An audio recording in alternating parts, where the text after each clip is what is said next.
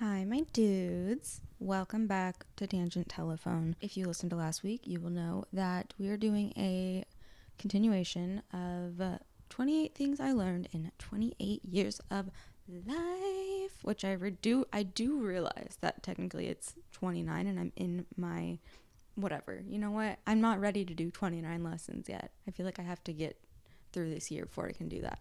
So thank you for pointing that out. I am aware. So there's going to be part 2 of that. Last week I did 13 instead of 14, which also love how the sirens always start right when I'm podcasting. Actually, maybe I just notice them more because they're actually kind of always happening. Anywho, I did 13 lessons last week. If you didn't listen to that or watch that, go listen to that or watch that before this one. Or, I mean, you can fucking watch this one first, listen to this one first. It really doesn't matter. It's not that serious. It's not that crucial. But it also is. Take notes. I'm also using a pop filter because I swear to God, like, it pisses me off more than anything when I'm editing and I cannot fix it. And like, if I'm saying the letter P, or sometimes, I don't know, there's just certain letters where like the audio just spikes like a motherfucker, and I'm so against like using this kind of muff, if you will, because it's just like ugly, but I feel as though it's necessary. Anywho, so number 14 is that life will give you the same lesson over and over and over until you actually learn it. And not even just that, but even when you think you've learned it, it'll kind of pop back up again and test you. So it'll just, it'll throw it at you again. And even when you think you've learned the lesson, you'll just fall back into that same pattern again and have to dig yourself out even deeper. And then you're just so defeated because you're like, God damn it, like I knew this. I already know this. Why am I doing this again? Why did I just have to go through that again?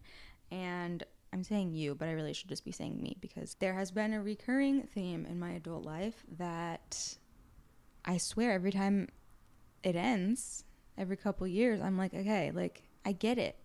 I fucking get it, universe. And it'll just keep showing up again. And until I see it, am aware of it, and look, there's been times where I've seen it brewing. I'm not going to get into specifics, but I've seen like all the signs that like, oh, this is that situation that I have been in so many times that I know like goddamn so well I should not be in this situation. And then, I acknowledge it and I do it anyway.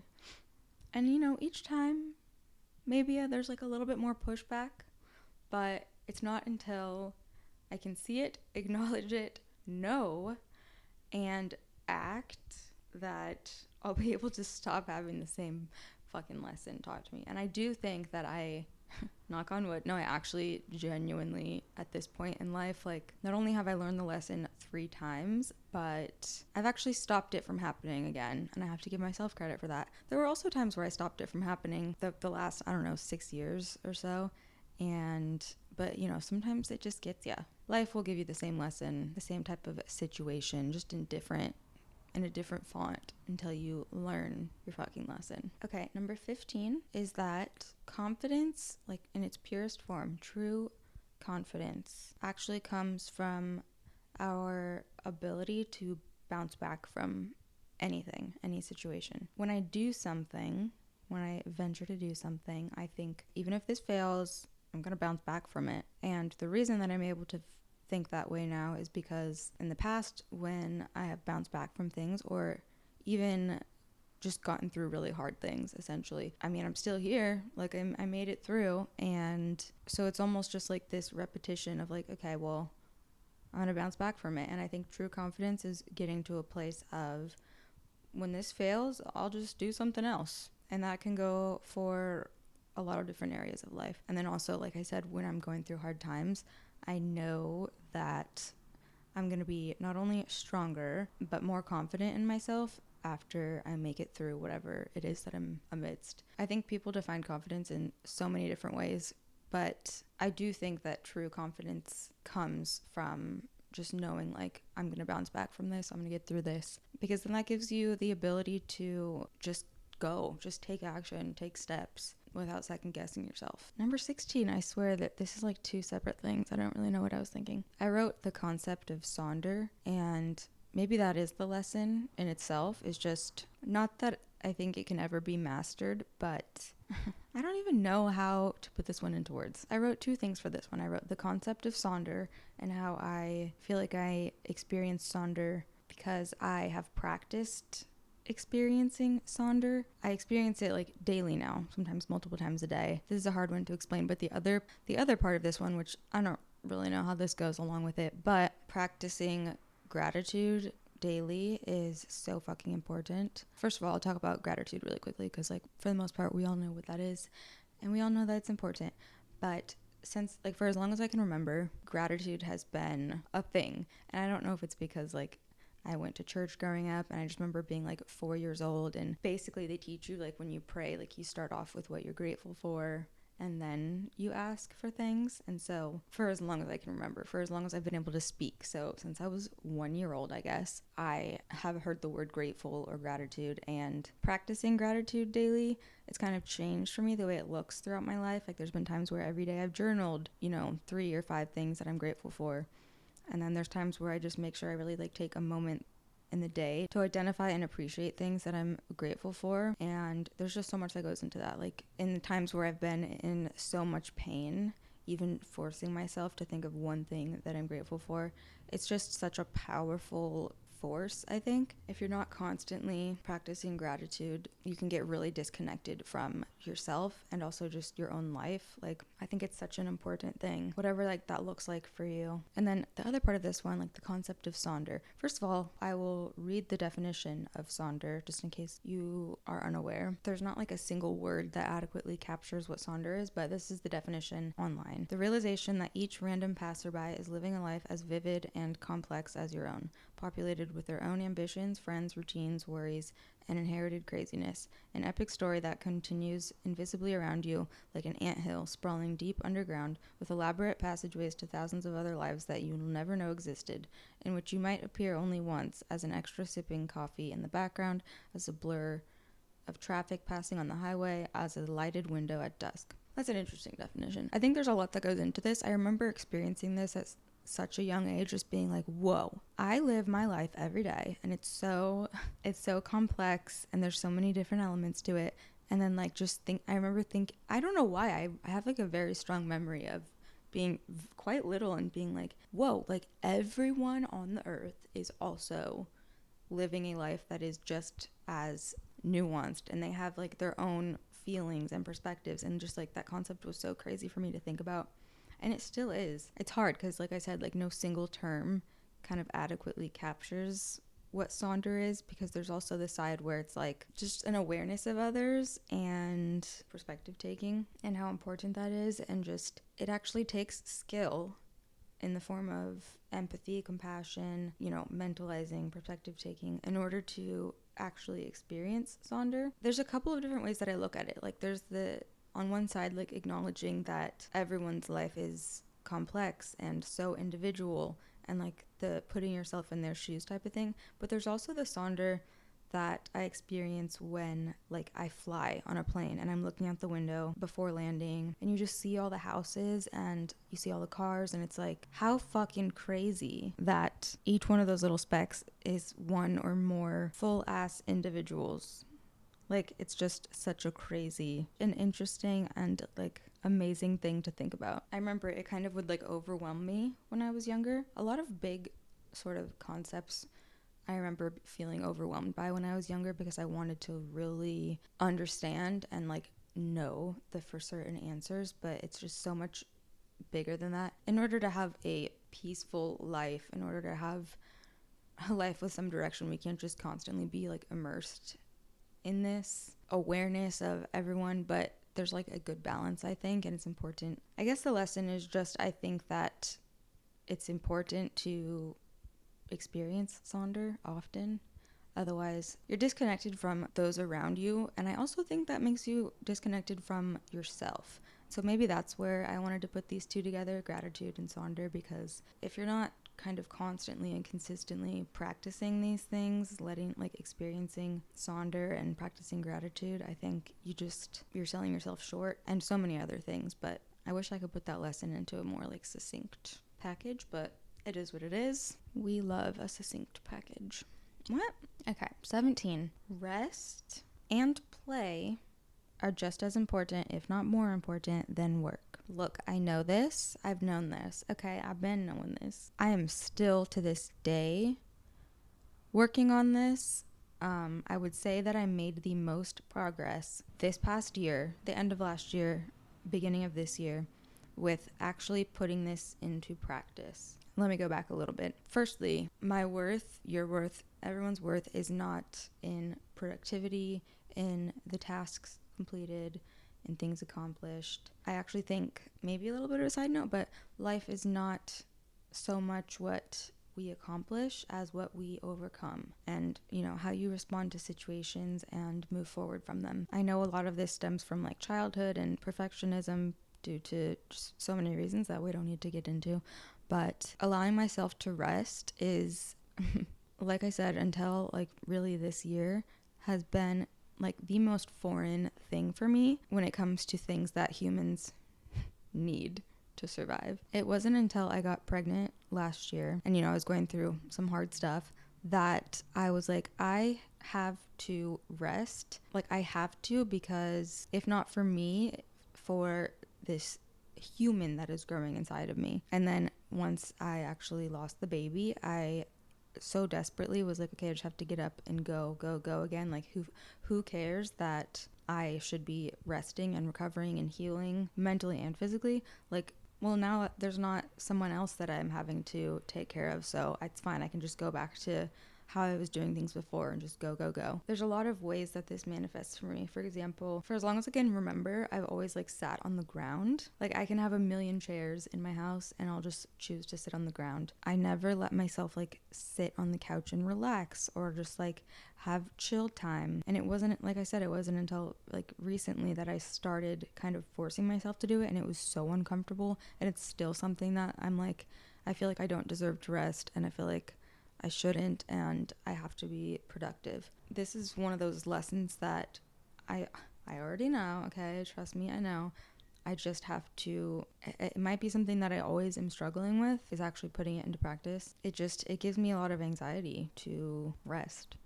I'll get a surgery and then like 6 hours later, when I'm supposed to be healing for, even one time I had a surgery I was supposed to be recovering from for like 4 weeks, and I was supposed to be laying down for like 2 of those weeks. And I remember like it was in the morning, and that same night I was like out at a work thing, and it's just like, it just gives me so much anxiety. I would rather, in my head, I would rather like feel so shitty, be in pain, be sick, whatever, and force myself to get things done than just like let myself heal.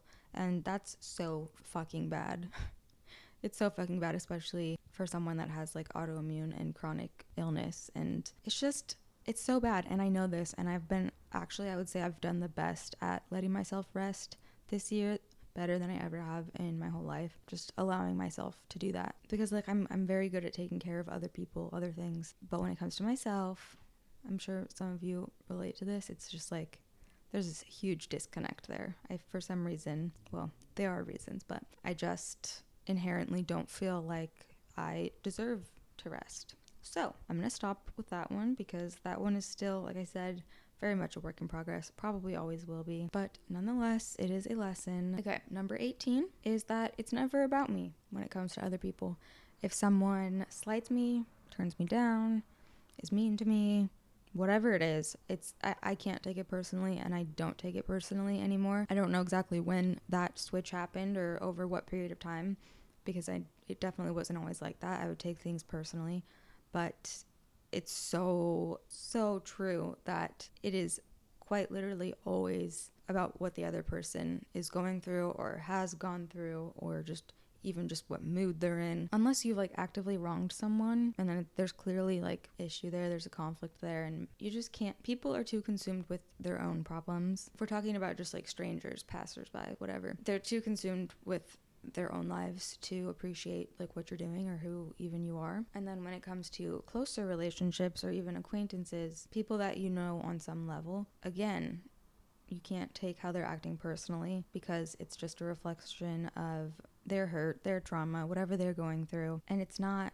about me. And if I were to let all of that affect me, first of all, I would probably be dead because of the amount of mean comments that people leave like nowadays online. I don't even think anything about myself when I see a mean comment about myself, because it's to go and comment on someone's shit and be mean. Like, I can't even put myself in that headspace, and that's how I know that that's just like a very broken, hurting person. So yes, that one might have been a little bit cliche, but it's important, and it's hard sometimes to acknowledge and really believe in yourself that like, this isn't about me, this is their shit. Number 19, this one's pretty quick. Give back before you're ready. There's no amount of money or success that will make you suddenly feel ready to give back to others. It's a habit, and it's one that is very worth developing, and there is no like, I'm gonna wait until I make this much money and then I'll start donating to charity, for example. You have to start before you're ready, because you're never just going to be ready. In fact, if you get to that point, you'll probably be so attached to the money that you're making, the success, whatever it is, that it'll be even harder to start giving. So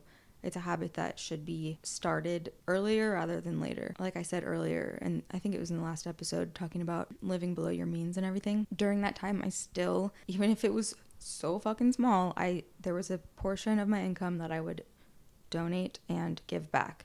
And instead of like selling my old clothes, I would just donate them. And I remember I had a boyfriend when I was like 24, 25, and he gave me so much shit for donating money to certain causes that I really cared about.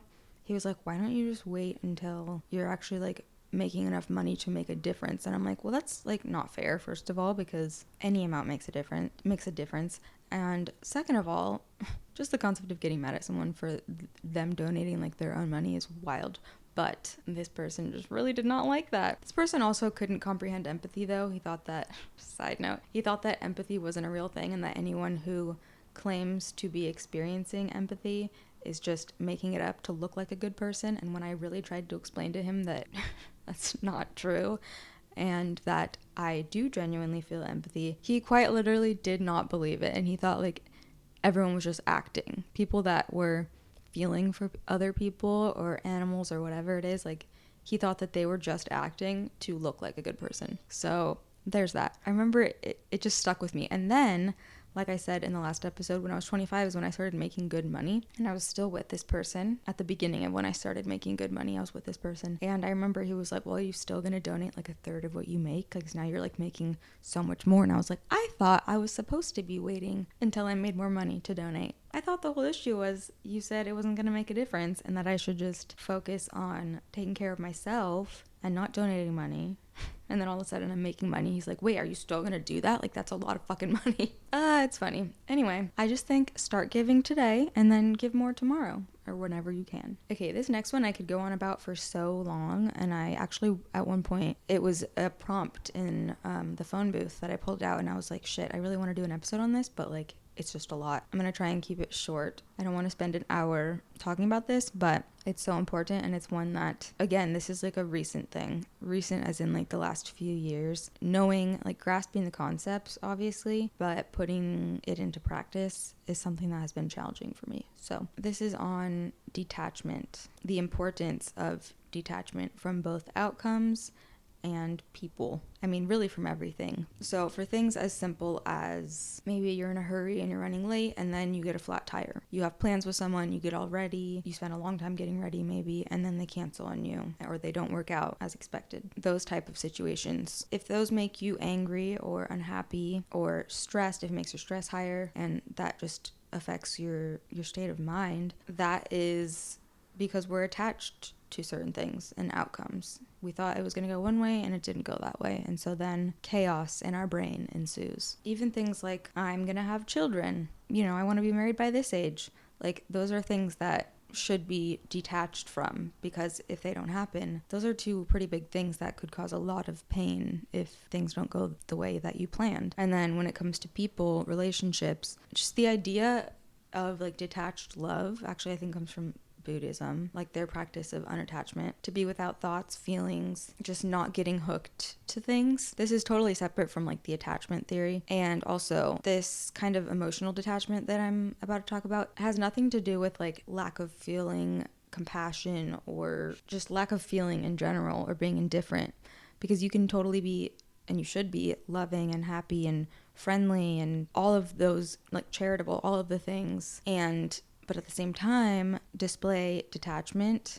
when the situation calls for it. It's this attitude of calmness and openness and positivity that isn't disrupted by negative thoughts or just lack of things turning out the way that you imagined were attached to whatever it is. And it's not disturbed by other people's stress or the environment. And this is hard for me because whether it's being an empathetic person or it's CPTSD, PTSD, whatever it is, I'm very hyper aware of other people and what they're feeling, and especially their stress levels. I'm very sensitive to environments, and there's a lot going against me here when I'm trying to practice this, but it's something that I'm always going to try and achieve. Even if I never actually get there, I'm going to try my best to practice unattachment. Going back to the previous lesson, actually, emotional detachment can help you remain like calm and undisturbed when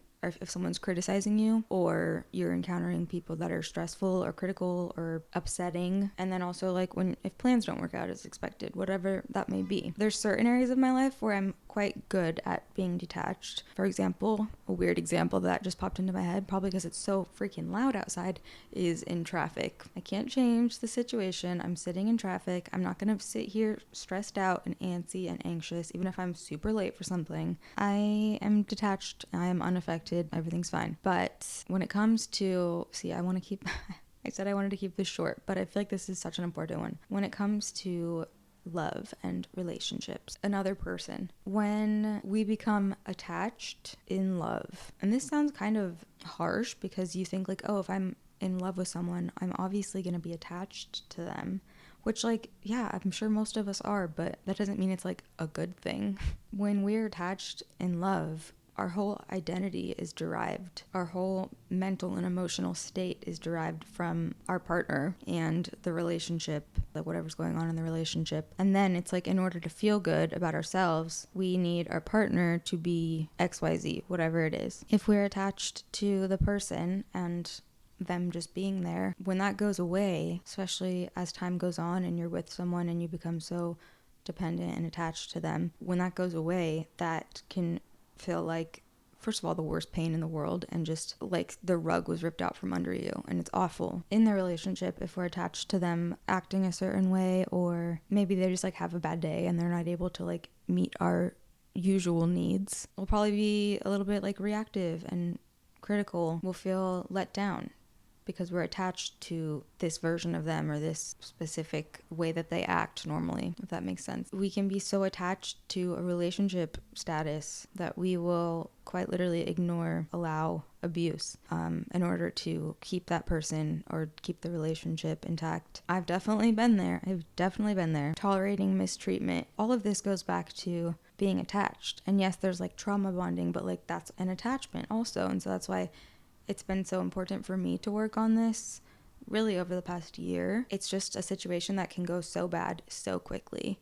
And even if you do get out of it, when you do get out of it, it's like the most painful thing. And you need to fully recoup and recover. And it takes a lot to get back on your feet. And it sucks. And I would like to avoid that. I feel like it's just so normalized in our culture to be attached to someone. It just seems like it's an expression of caring or being healthy and loving, but it's not. It's unhealthy and it's harmful. It prevents intimacy, true intimacy, and it threatens our autonomy and can completely seemingly wipe it away. It creates fear in relationships, or relationships where we're making choices out of fear. The fear of, being alone, instead of what is so much healthier and sounds so much more romantic, honestly, which is being together because we choose to be with someone. I mean, doesn't it sound so much better to not belong to someone, but to constantly choose someone? Like, every single moment, every day, waking up and choosing someone. There isn't anything where it's like the future. I mean, to a certain extent, yes, plan the future, obviously, but how things will be and for how long. And there's not a promise or a guarantee. Even if you are married, still practicing this and embracing uncertainty and being willing to leave instead of tolerating things because we are so attached and we're so scared of for things to be different. Also, just embracing the fact that like the only thing we know for sure is that things are going to constantly change. Knowing that and still choosing to be vulnerable and open. And so I think, honestly, I feel like detached love is like the most courageous and most meaningful, special type of love you can have. I say all of that to say that like I have not gotten there yet. This is something also that like is very hard. And of course, I don't think anyone's going to be perfect at it. I think you're still going to feel really fucking shitty when a relationship ends. But it's just, there's such a big difference between being so attached and like tolerating the same things over and over versus keeping your autonomy and choosing someone. And then if things don't work out, and also, by the way, maybe they fucking will, but if they don't, not feeling like it's the literal end of the world and like you can't breathe or survive without that person. Like, it doesn't mean that you don't want to be deeply connected with someone for a long time. I think this still applies to marriages, long-term relationships, committed, monogamous, whatever. Like, it just means that while you're connected, you choose to allow the other person to fully be themselves, not have expectations. And yes, you need boundaries. There are things that also need to be respected, but detached love does love without conditions outside of certain things, right? Okay, so I'm gonna shut up on that one because that was a full ass lecture. And we still have like, what, 7 more? 21, I put, do weird and spontaneous things, take a decent amount of risks, and pretend your life is a TV show. And I really mean that. When I'm hanging out with people, and I've always been like this is like the Annalise effect that was brought to my attention. I feel like I already knew it back in high school, but this was brought to my attention when I moved to LA, and then it continued to be brought to my attention time and time again with different people that I met. This idea of like the Annalise effect, which is that when you hang out with me, weird and fun and like once in a lifetime type of crazy shit experiences are going to happen. I think I said that in such a weird way, but you know what I mean. People will be like, anytime I hang out with you, anytime we go out, anytime we're whatever it is, like I find myself in the most interesting, exciting, weird situations. It's fucking true, okay? It's true. It's the type of shit where people are like, I don't understand how every time I hang out with you, this kind of thing happens. Or also just like the most fun things or out of a movie type of things. That goes along with like taking a decent amount of risks. And this might be bad advice actually, because in certain areas of life, you should definitely take calculated risk. But there's some times where I'm just like, fuck it, let's do this. It just ends up being super fun. It has resulted in me having so many crazy, amazing memories and then stories. And I think nostalgia is such an important part of life. And like we should be living in order to experience nostalgia in the future. And I can fully say like, I'm not going to have any regrets about that. Like I'm not going to have any regrets about like not doing crazy things. And then also like people have those memories with me as well till the end of time. Pretend your life is a TV show. So many times I'm like, I feel like I'm in the Truman Show right now, but I don't really think there's anything wrong with that as long as I'm caring about the supporting actors, you know what I mean? It also allows me to just like laugh when I have a bunch of bad things happen to me like back to back. It just allows me to be like, this is an interesting episode of this show. Okay, 22, again, kind of related to the last one. I was really segueing here without even knowing it. How you make people feel is the most important thing. Infinitely more important than a degree or credentials or just knowledge in general, your IQ, your status, how you look, like anything else. The thing that's going to stick with people is how you make them feel. That's a simple one. Okay, number 23, another very important one for me, a lesson that going back to, I think it was the first one that I talked about today, number 14 or 15, about getting the same lesson over and over until you actually really listen and really live in a way that shows you learned the lesson. Number 23 is fall in love with patterns, not potential. It doesn't just have to be fall in love either. Just pay attention to patterns, not potential. This is something that my dad said to me. Interestingly, I was 23, and this is number 23. When I was 23 and in a relationship where words and actions were not lining up and future promises were being made, and again, I didn't learn this lesson good enough that first time, and then it happened again, and then guess what? It happened again. But to fall in love with patterns and not potential, and I hate to say this, but especially I feel goes for men, because if a man really wants to do something for you, change something for you, whatever it is, if he wants to do something, he's going to do it. He's not just going to talk about it and then never do it. He's not going to make promises and not fulfill it. If you pay attention to the potential and you buy into this future faking and these future promises instead of actually looking at the patterns and what has actually been happening and what they've actually shown you. Obviously, we all know actions speak louder than words, but like sometimes personally I've had to really sit down and like write down, this is what actually happened and this is what this person keeps telling me, and I'm having a lot of cognitive dissonance because they're trying to tell me that things are going to be like this, but for the past 2 years things have been like this. I think you get what I mean. But when you fall in love with the potential instead of the patterns, you're really setting yourself up to be disappointed and hurt. And I'm talking about relationships, but it also just really goes for, I guess, any sort of relationship, a friendship, maybe even like a boss. It's so easy for people to say that they're going to change or that they're going to do this and they promise this, and then it's like, but you haven't shown me anything that would allow me to actually believe what you were saying. So shout out Dad. He said that to me and it has stuck with me ever since. Did it stick enough for me to not do that 2 more times and 4 more years of my life? No, but I think I got it now. I've been recording for an hour and usually my camera only lets me go for like 70 minutes, so we're gonna hurry. Also, side note, another quick little lesson that stuck with me. That's something my dad said. This is not one of the 28 life lessons, okay? This can be quick, but it has stuck with me and I think it's a good one. A lack of preparation on your part does not constitute an emergency on my part. Take that with you on your journey. Say that to someone when they're like, but I need you to come pick me up, or like, but I forgot, whatever it is. Lack of preparation on your part does not constitute an emergency on my part, okay, bitch? Wisdom from Brian Mishler, everybody. Number 24. This is about values. The importance of clearly defining your values in life, really honing in on them and getting specific and picking 4 to 5 core values that are of utmost importance to you, consistently acting with those values in mind. And so as soon as you determine the most important things to you in life, every decision that you make, every action you take, you make sure that everything you do is in line with one or more of your values. Because it's when I act in ways that go against a value that I have that I feel the most out of whack, out of touch with myself. I did value work when I was younger. I did it again when I was like 20. It's, for me personally, my core values have kind of remained the same as life has gone on. But if there's ever a question of like, should I do this? Should I not do this? Which road should I take? Whatever. It's always, even if you have to like physically write them down and look at them, making sure that whatever you're choosing to do aligns with your values. It might just be like one of your values. And I think that's so important. And also, just as a tip, if you're going to date someone, ask them what their values are. I did this with the last person I was with, and he quite literally couldn't. He was like, money. And I'm like, what's beyond that? Like, why? What is the why? Is it like to provide for a family?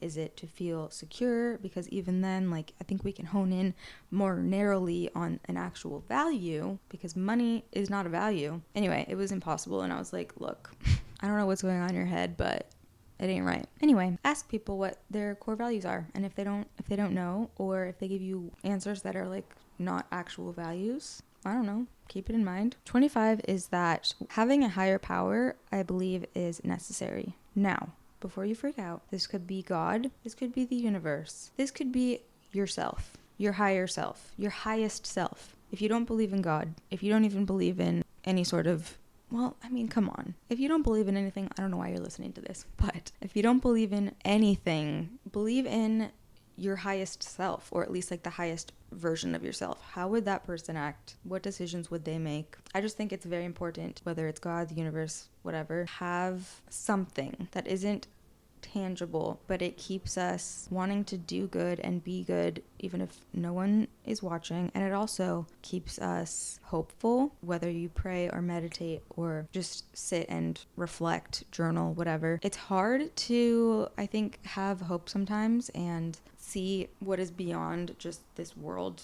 in this physical world if we have no belief in something greater. Spirituality is very important and very powerful, and that's all I'm going to say. On that note, the next one is that God/the universe, again, could be your highest self, speaks to us through other people. What I mean by that is that, it could be a big way, it could be a small way, it could be in the sense of like every person comes into your life for a reason, every relationship is for a reason, what have you, but also in ways that appear to be more small. I've had an experience recently where an older woman came up to me, and I was going through like a specific challenge in my life at the time, and I had this older woman come up to me and say something that seemed so fucking random, but it was so specific to what I was going through. We had a brief little interaction, conversation, and I just remember thinking as I was like walking away that like that really felt like the universe was speaking to me through this old woman.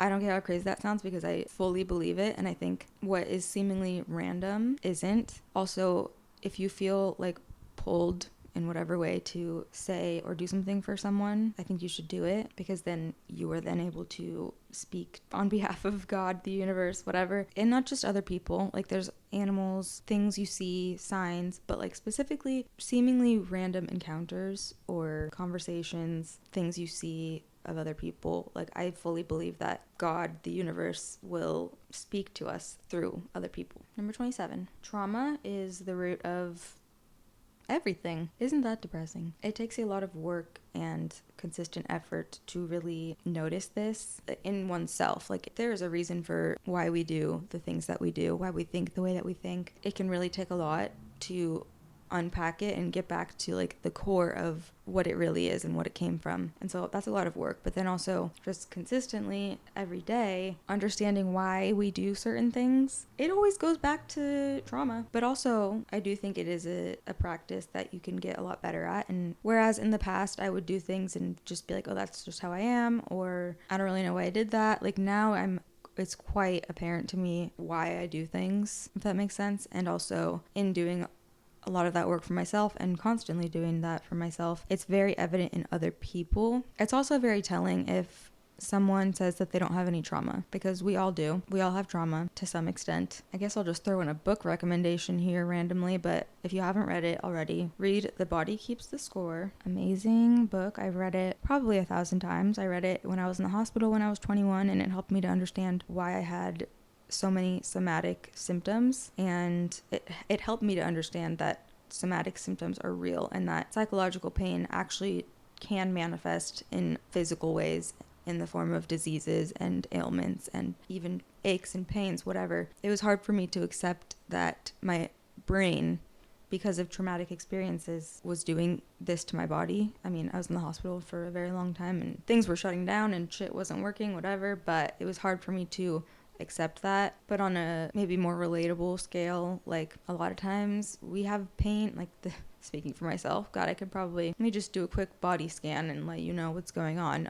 I have a lot of pain in my shoulders and my lower back because when I'm stressed or anxious, I hold it there. And so a lot of times if you have back pain, if you have migraines, like it can all go back to and be attributed to some sort of trauma. I just think it's so important I wish every single person on the planet could be in therapy, could be in trauma therapy, could do EMDR, could have access to mental health resources. Like I desperately wish that for the world. Sorry, people keep texting me. Also, going on that same note, like don't just be a slave to Western medicine. Okay, there are other things out there. We'll just leave it at that. But The Body Keeps the Score. Read it or listen to it. I'm gonna actually link that below because everyone needs to read that book. And lastly, and my camera better not cut off on me before I get to number 28, on boundaries. People will continue to disrespect you until not only do you make your boundaries clear, because that's one thing, telling someone, I'm not going to tolerate this, I'm not going to accept this kind of behavior, but you have to also honor them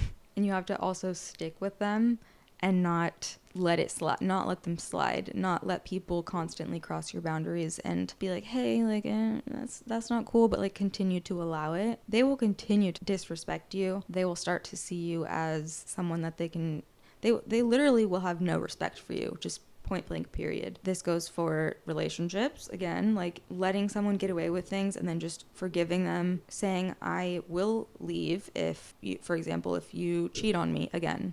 So let's say someone cheats on you and you decide to forgive them and you work through all of that, and then you say, but just so you know, like, I will leave if you cheat on me again. Perfectly fine boundary, ultimatum, whatever you want to call it. And then if they do cheat on you again, and then you allow it and you stay with them. Or for smaller things, like if you talk to me this way, if we're in this situation again, I expect to be treated this way, otherwise I'm not going to be with someone. And then if you just allow them to cross your boundaries, there is no point in having those boundaries.